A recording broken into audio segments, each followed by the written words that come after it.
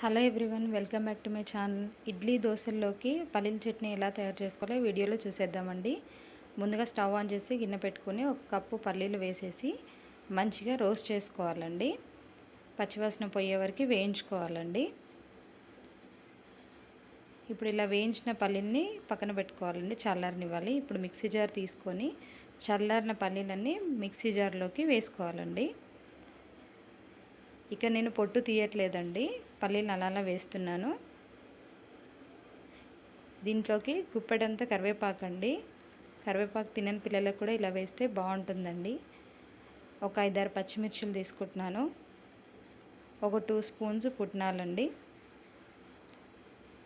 రుచికి సరిపడా సాల్ట్ వేసుకుంటున్నాను.